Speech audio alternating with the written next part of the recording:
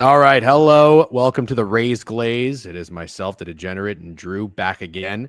Episode 4. Drew, we are now, let's see, 1, 2, 3, 4, 5 series in to the Rays season. And I would imagine most teams season. So what does that put the math at? About 15 games, 15, 16 games? Everybody's pretty much into 15 to 18 games at this point. Okay. The Rays are sitting third in the AL East at 7-8. And you texted me a few times over the week, this past week, that the AL East stinks.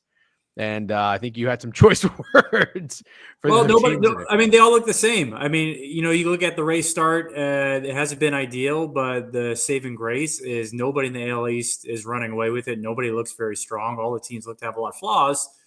So yeah, I'm sure we'll get into it. But yeah, everybody's within a game or so of each other here early. Yep. So the last we left off, we recapped the Rangers series, which was absolutely pathetic. The Rays had finished a series with the Pirates where they lost 4-2 to Paul Skeens. But the bright side on that was we actually hit Paul Skeens fairly well, which was nice to see rather than having 11 strikeouts and 2 hits. He did not go over a strikeout prop. That was kind of a trendy little meme on the accounts on Twitter. And then they went to Texas. They're just owned by the Rangers. Then they come back to Steinbrenner Field and they had a 1-2-3 game series against the Angels and a 3-game series against the Braves. We said they had to win the Angels series, and they did not. I actually said they need to sweep the Angels, and we lost the series. Yeah. So not only did they not sweep, they lost the series. The first 2 games were very tight. So the Rays lost the first game 4-3. That was who started that game? Do you Well, remember that off the top of your 4-3 game is. I mean, listen, we're still baby steps here into the season, but that was by far the worst loss of the season to this point, and I think that's going to be a loss that we're going to remember throughout the season because it's going to be difficult to top that loss. That's the game where we had no outs and men on base on third Man on base in the third. 7th, 8th, and ninth inning, and we didn't get any of them home, and we lost the game by 1 run. So an absolutely brutal loss. Was that the Zach Hampel game? Yes, where we got down 2-0 early because of that. Those are the only runs that Boz has given up on the season, I believe, to this Wow. point. So yeah, the Rays the past 6 games we've played 6 in a row at home and we're 3-3, but it feels worse. It Yeah. feels like, and I think it's really because of that loss. Because if they won that game like they should have, you're 4-2 going into a big week here, which we'll get into. But man, I mean that loss still stings. Even almost a week later.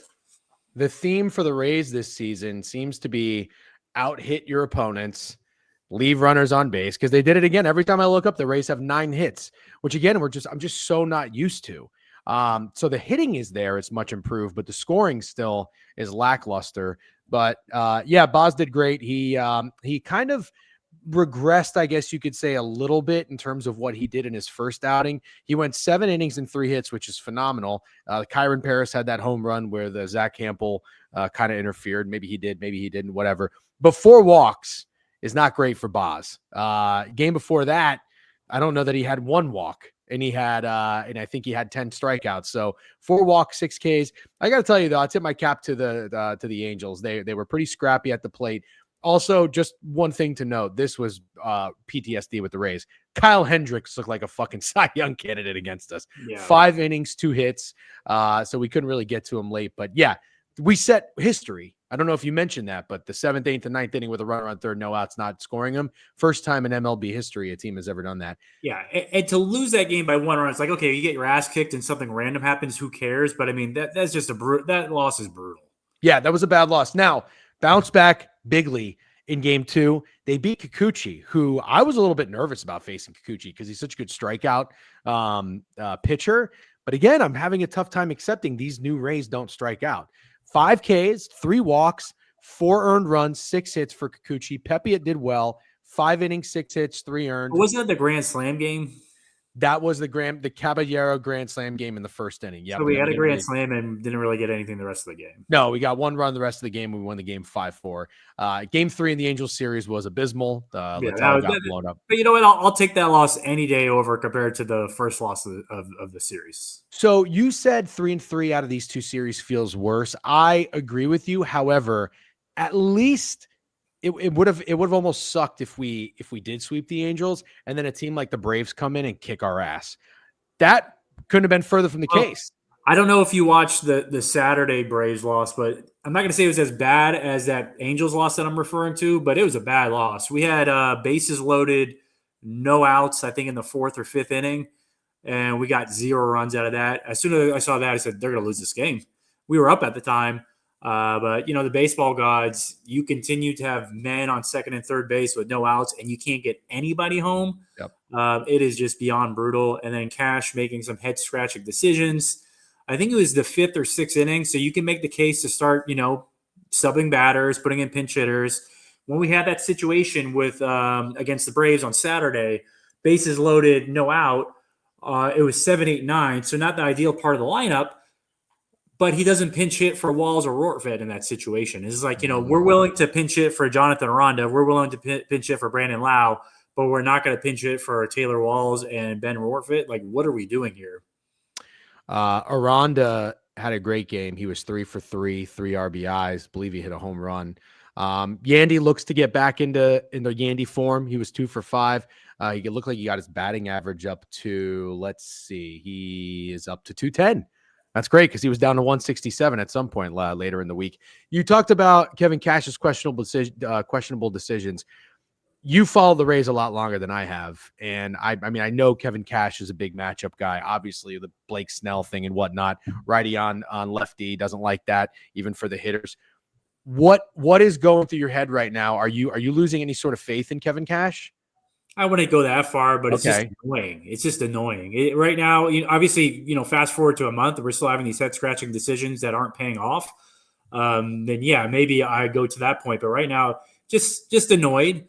Because it's not like these head-scratching decisions are paying off. It'd be like one thing like, oh, wow, he's stuck with Walls in that spot and Walls came through. It's like, no, he hit a bunt that went straight to the pitcher and he easily threw the man out at home plate. So that didn't work out. Ben Rortvedt, I think we're in mid-April and he still doesn't have a hit on the season. Oh, God. So, yeah, and then, you follow up with head-scratching decisions where, well, a lefty's on the mound, so I'm going to pinch in Jonathan Aranda, who's our best overall hitter at the moment, or Brandon Lau. It's like, what are we doing? Like, I mean, we're seriously pinch hitting, Aranda or Brandon Lau for Coco Montez, whoever he is, because he's right-handed. Like, What are we doing, guys? Like, I'm all like, if I'm going down, let's go down with our best hitters. Let's go down with our best hitters. And you know what? Whatever. You live with the result. You live with the result and say, okay, we had our best hitter at the plate. We go down. So, yeah, frustrating loss against the Braves. But listen, they were able to take 2 out of 3, so can't complain too much from them. Yeah, the one thing I remember seeing was, and again, the Rays in this series, when you look at the box score, this is the most impressive thing. 11 hits in game 1 against the Braves, 12 hits in game 2, 9 hits in game 3. This is amazing because every team can have that game where they have 4 hits, 5 hits. Even the Braves had that. And the Rays still consistently are putting 9 hits up on the board. So early in the season, not a lot of power. Still not a lot of power. Still, it's still mostly singles. Outside of Aranda and Brandon Lau, there's really not much power happening. A lot of blutes. Which, I mean, whatever, we'll take it. But that's still not, when you're getting 10 plus hits regularly or 9 plus hits regularly, you think you would see like an 8 spot, a 9 spot, a 10 spot. What's the most runs we scored on the season? 7? Have we scored more than 7 runs? No, we ended up getting 8 against the Braves. Okay. Oh, yeah, 8-3 yesterday, right? Yeah, that's it. I think that's the most we've scored. Yeah, with how many hits we've been getting, you would think that we would have broken double digits at this point. Yeah, but to do it against Chris Sale was pretty impressive too. 4 1/3. Also, this is what I'm loving, Drew. He had 7 Ks, so the strikeouts were there, but 98 pitches for a guy like Chris Sale. His command wasn't there yesterday. If you were watching the game, he was pissed off on the mound from the get-go. So I'm not taking anything away from the Rays, but I just think his command was a little off. He just was on his A game, and then it worked out perfectly for us to steal a win with pushing Boz's start back with calling up Joe Boyle, who I had as my unexpected contributor to the Rays going into the season. So he's already came up, made a nice contribution. He's already been set down to AAA, but I think he's somebody you're going to see, on the big league team regularly, especially after that crazy start he had yesterday. 5 innings, I think 2 hits and no runs. No hits. He was responsible for 2 runs, but 2 walks. Okay. So there you go. So what's the deal with Joe Boyle? I mean, I've heard the name Joe Boyle before, but So we got him from the A's when we traded Jeffrey Springs. So Got he him from was the A's. We trade Jeffrey Springs. Got it. yeah, so he was a starter for the A's last year, and his MO with the A's was he actually I remember the Rays went against him and he completely shut us down like 7 innings. I think we got nothing off of him. Yep. I think I remember that. So he has disgusting stuff. He's a really big guy. He almost looks like Yep. Glass now on the mound. His knock as being a starter in the major leagues has been command. He has some command issues, walking men, hitting men, things of that nature. So yeah, it was just a numbers game with the Rays. The Rays had 6 starting pitchers if you include Shane McClanahan, so that's why he started the year in AAA. Obviously, Zach Littell is a guy that people aren't too high on. He's off to a little bit of a rough start, so I think the Rays will give him another start or two. And then if he continues to not pitch well, I would assume you see Joe Boyle join the staff. Joe Boyle is 6'8", 250 pounds, and he is only 25 years old. Yeah, no, it was a great pickup. I think it was a good trade for both teams because the A's, they got an established starter in Jeffrey Springs, and the Rays got a guy that they can kind of mold a little bit. So right now, also just to talk about the power real quick, the bloop singles, like they're coming, Mangum is getting some bloop singles. Yandy's bloop singling it up. He's hitting a double here and there. Aranda's been great. Belo is kind of hot and cold, but he's still the power that we need. He's still sweet, even though he hasn't been that much. His at-bats have been pretty good. Yeah, I would totally agree. This is not like pouty, sad face Brandon Lau right now. And then I'm in love with Misner. I feel like I like Misner. Okay, you're on board with Team Misner. Yeah, I mean, listen, it's not that I'm downplaying us not having Josh Lau at the moment, but I don't think he would be doing any better than Misner's been doing. Couldn't agree more. Could not agree more. I'm liking Mangum in there. Obviously Taylor Walls is pathetic, but what I wanted to get at is it was very nice to see Danny Jansen have a home run and have a little success. Home run. He had 4 RBIs that day. I think he drove in a run with a double and a single, I think, that day. Yeah, you're right. The last guy that I wanted to talk about, and I'm curious to hear what you have to say about him, because I don't think you're super high on Christopher Morel, but he's looked good.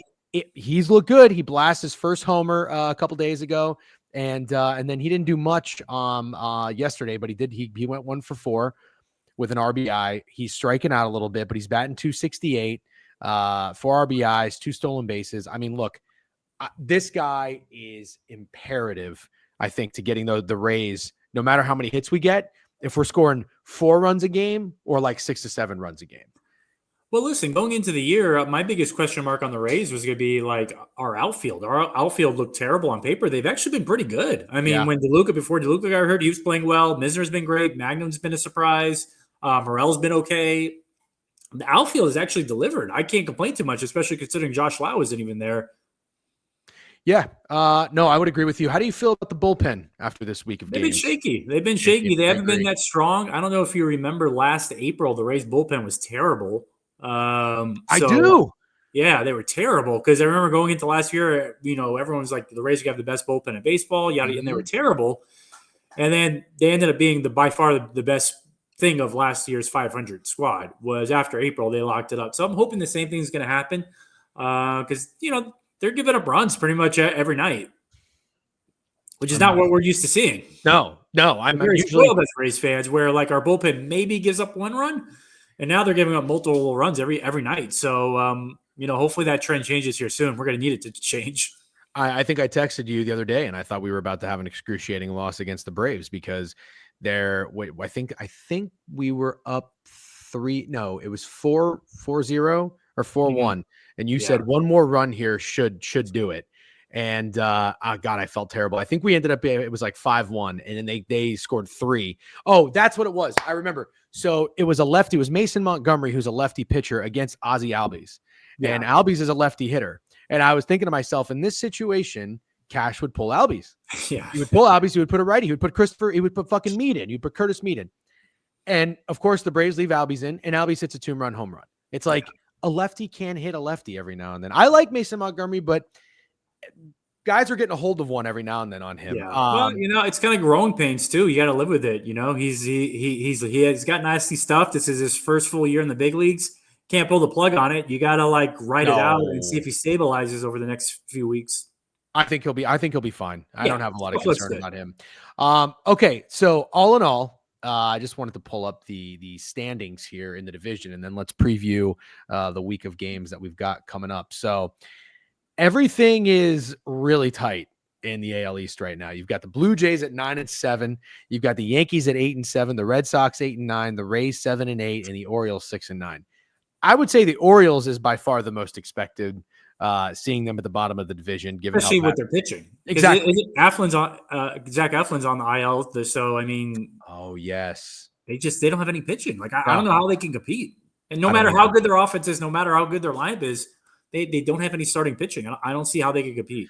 Well, they have two guys injured aside from Eflin, Grayson Rodriguez and one other guy. Do you remember who was injured coming into the season for them? I'm drawing a blank. Yeah, we'd have maybe you to can look pull it it up. up. But anyways, yeah, it's not good. I mean, you're only going to get so far with Dean Kramer and fucking Charlie Morton. The Blue Jays. I think you and I were. Go ahead. Yeah, they're playing well. I mean, they're playing better than I guess. I don't know if you could say better than expected. I mean, 9-7 through 16 seems pretty Blue Jay like. I would say that seems Blue Jay like, but you know what I like about the Blue Jays? And you know what, for whatever reason, I just have had a soft spot for them, and I don't think of them as like any real threat. And I would, the evil empires of Boston and New York, like I'd rather see them fail. The Blue Jays winning games like they just did, I think it was last night against the Orioles. They were down 6-3 and came back and won 7-6.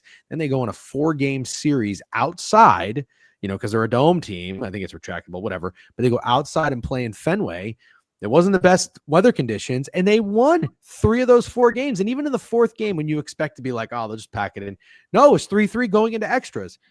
I'll tell you right now, if that's the Rays, I am elated. I am so happy with that gritty performance. So I'm very impressed with what I'm seeing from the Blue Jays. Now they get the Braves for a series. That'll be interesting because I want to hear your thoughts on what your takeaways were from the 2 teams that the Rays just played, and then let's preview the upcoming games. But I thought the Braves started to show, they're off to a terrible start. I thought their offense started to wake up a little bit. Yeah.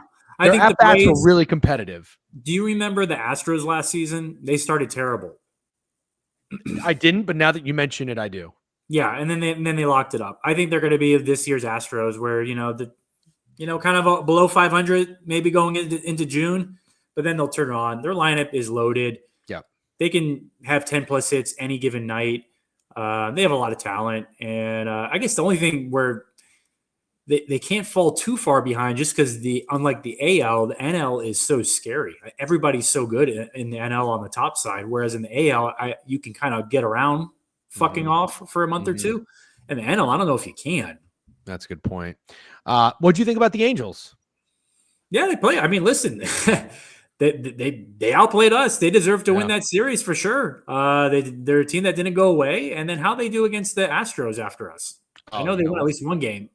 They did. They won one game, but I think they lost when they played Ronel Blanco. Blanco pitched pretty well, and God, who the fuck was that guy that pitched for them that got blown up? Hold on, I'm going to pull it up right now. The Angels lost yesterday 7-3, so I think they lost 2-3 in Houston. They won. Tyler Anderson start 4-1. He's pitched really well. Oh, the guy that was pitching, Kachanowicz, I don't even know who that is. And then Hendricks, damn, that was a sleep at the wheel by me. I don't know how I didn't fade Kyle Hendricks after he shoved against the Rays. 4 innings, 4 hits, 5 earned run, 3 walks, and 1 strikeout for Kyle Hendricks. So. Well, I have a soft spot for the Angels just because I like Ron Washington. He's such an old school manager. He's got to be the only manager in baseball that still goes out to the mound to talk to his pitcher. Baseball managers now, they only go to the mound to pull their pitcher out. There was a point where I think it was their closer was struggling against us. And Ron Washington came out to the mound just to calm him down, which you never see that anymore. You never see that anymore. It's always the pitching coach. It's just an old school move. And ended up working out. He calmed him down, and he ended up closing out the game and beating us. So, yeah, got a soft spot for the Angels. And, I mean, the AL West, I don't know. There's outside of the Astros and the Rangers, they could fit in there with competing at the top level. True. I like what I saw from the Angels. I'm not going to say that they're going to be, a 90-win team necessarily, but they're not going to be an easy out. And I'm kind of with you. I think the Braves, I'm actually going to target their offense tonight against Easton Lucas for the Blue Jays, because this young guy is off to an insane start. I think he has like 4 hits allowed in 2 games combined. So I will be backing the Braves offense. I like their at-bats against the Rays. All right, let's talk about the Rays. upcoming series, and then we'll wrap it up, and we'll meet up hopefully after we beat the fuck out of the Yankees. So Boston's coming into town. We got 3 games going on, all night games, Monday, Tuesday, Wednesday. We got Boz going tonight against Tanner Houck, Pepiot tomorrow against Walker Buehler, Zach Littell against Sean Newcomb. I love the way this shapes up for the Rays really quickly, because when I've been targeting the Red Sox, or not targeting, but when I've been looking to bet on or off of the Red Sox, I have noticed the Sean Newcomb guy. He is not very good. So in a game where maybe it's our weakest pitcher out of the 3-game series, I think it was very smart for them to match that up. Yeah. Tanner Houck is an interesting guy. He's was he the guy that made the All-Star game last year? I believe so. Yes. 28 years old. And I think after the All-Star break, he kind of fell off. But here's the thing, Drew. He started out a little shaky. 7 hits at Texas his first start, 5 hits, 3 earned run at Baltimore second start. But he locked it up and played really well, or pitched really well against Toronto on April 9th. He threw 90 pitches, which was the most he's thrown all season, allowed 5 hits, only gave up 1 earned run, only walked 2 batters, but only had 2 Ks as well. So we're going against Boz. I think we get decent pitching from both guys, but at the same time, over the course of 9 innings, I could kind of see some runs. I also think tonight's total seems a little high. It's like 8.5 or 9, depending on where you look. So let's start with tonight's game, and then give me your thoughts on the series for the Rays Red Sox. Well, I mean, also, you said they went into extras yesterday. You said the Red Sox, they played the Blue Jays? Did I say the Red Sox? I meant the Orioles. Okay, gotcha. No, I meant the Blue Jays beat the Orioles in extras, but before that, they won the series against the Red Sox. Gotcha. Because the Red Sox, they just played the White Sox, right? Yep. Okay. They did not play well. On that. They did not play well. No, they lost the series. Yeah, and even the one game they won, they only won 3-1. So, yeah. That's a very good point. Yep, they did have 9 hits. They went against Shane Smith, another young guy who's been pitching pretty well. But it was Crochet. Obviously they're going to win that game. I wonder what they were on the money line. He went 7 innings, 1 hit, 1 earned runs. Oh, the Crochet revenge game. I forgot he was a White Sox player. Yeah, no, it's certainly. I like what the Rays did. I think we're pushing Boz to start back, because what you do is the Rays, they got 7 of their biggest games to the point of the season now, because we're playing our first divisional games. Sure. Divisional games really count as like games and a half, in my opinion. Just because of, obviously, you're going against your opponents there within division, tiebreakers and whatnot. So now we got Shane Boz going against the Red Sox and the Yankees. If they didn't push back his start, I don't think that would have been the case. So we'll have Boz going today, and then we should also have Boz going Saturday against the Yankees. Let me see what the schedule says. ESPN's usually pretty good about this. Well, yeah, because I mean, the rotation will start over again come Saturday. You make a lot of sense. Hold on, though. I just like to see it. All right. Yep. Boz is going to be going against Cookie Carrasco game 3. So it'll be Bradley to open up, then Raz, then Boz, then ending with Pepiot. God, I love that. Yeah, so we get Pep and Boz twice in the Red Sox and Yankees series. So that's huge. I mean, listen, you got 7 games. This is not going to be easy to do, but with knowing that you have to go out west and play at Arizona and San Diego, and things are going to be really tough coming up, Rays, I think, need to go 5-2 this week. Oh, God. I think they need to go 5-2, because if you don't go 5-2, when do we start stacking wins? Like, we gotta push our way above 500, don't we? If not, when does it happen? Yeah, you make a really good point. Well, here's the thing. We lucked out. I think the Red Sox are kind of silly for not having Crochet in this series. I think we lucked out big time against the Red Sox, now that I think about it. Again, Tanner Houck could pitch really well. He could be getting into form. This guy was an all-star last year. But Walker Buehler and Sean Newcomb, Drew, if we're hitting Chris Sale, we're hitting Kikuchi, we can fucking hit these guys. Right. The Rays can hit these guys. So I'm thinking 2-1 against the Red Sox. Bullpen's not scary. No, ours is. I mean, no. Well, I'm more confident our bullpen's going to turn around. I was more nervous about the Angels than I am the Red Sox. Is that weird? Are you more nervous about the Red Sox or Yankees this week? I am more nervous about the Yankees. I am. I haven't looked that great, the Yankees. No, they haven't. But I mean, come on, like it's a small park. Yeah, they're gonna hit a lot of home runs. They're going to. I'm trying to think of who the home run guy is going to be. I mean, Bradley. I don't know. Braz has been so good. Baz gives up a few, but the thing is against the Yankees. I don't know enough about this Will Warren guy. He's going to go against Bradley. That'll be fun. Rodon sucks. Stroman's on the IL. Stroman's on the IL, although he might have been better off if we played against him. Carrasco is terrible. Max Fried on Sunday against Pepe at 140. That's going to be tough. Yeah. Yeah. Well, listen, I mean, maybe that's a game they drop, but it just means they got to take care of business in the other games. I mean, listen, if they go 4-3 this week, I'm not going to bitch, but don't you agree that they kind of need to make a statement, and going 5-2 this week would do so? Yeah, because after that, the 6 games on the road against Arizona and San Diego, let's be honest, with what we just saw happen in Texas, like we're hoping for 2 and 4. The Padres, they didn't give up a single run the entire series against the Rockies, I don't think. Oh my God. They just played a 3-game series against the Rockies. Rockies scored 0 runs. How's Jason Adam doing? That's a good question. I would assume well, considering that they're not giving up any runs. Okay. And then how about this? So tell me, if we go 5-2, what games do you think we lose? I'll tell you what, I think we could lose tonight.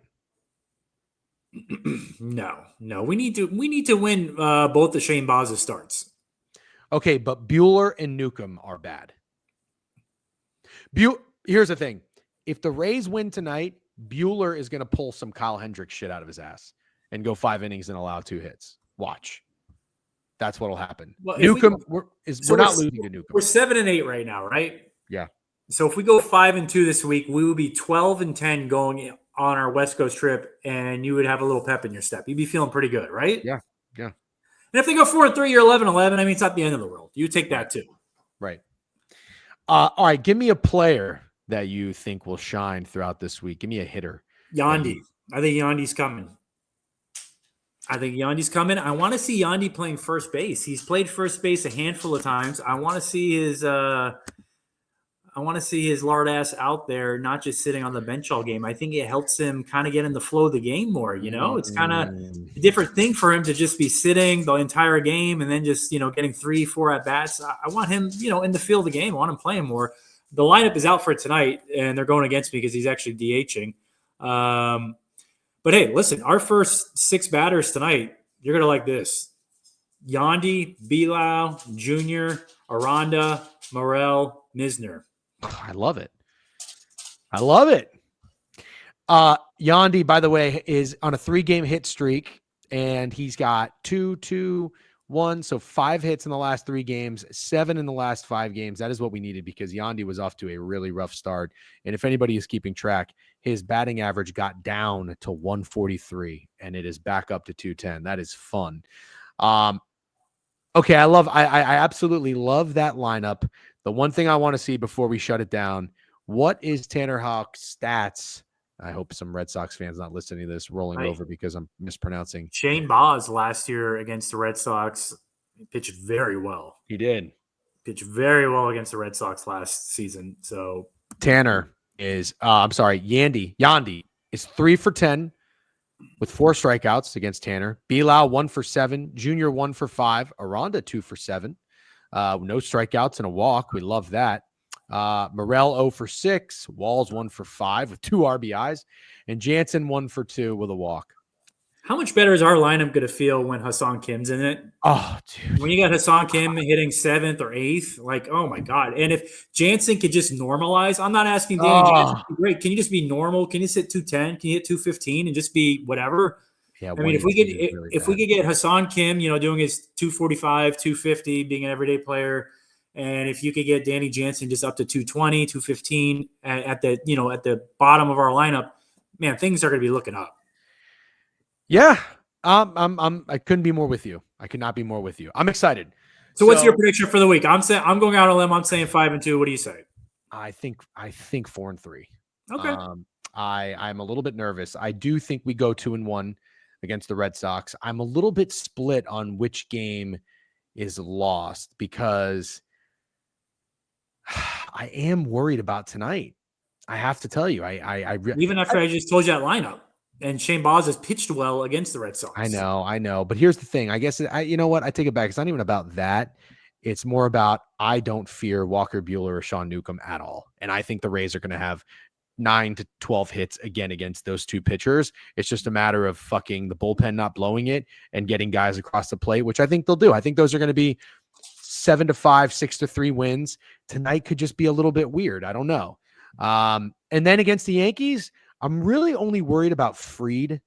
But if I'm being realistic here, like I feel good going against Rodon. I feel good against going against Carrasco.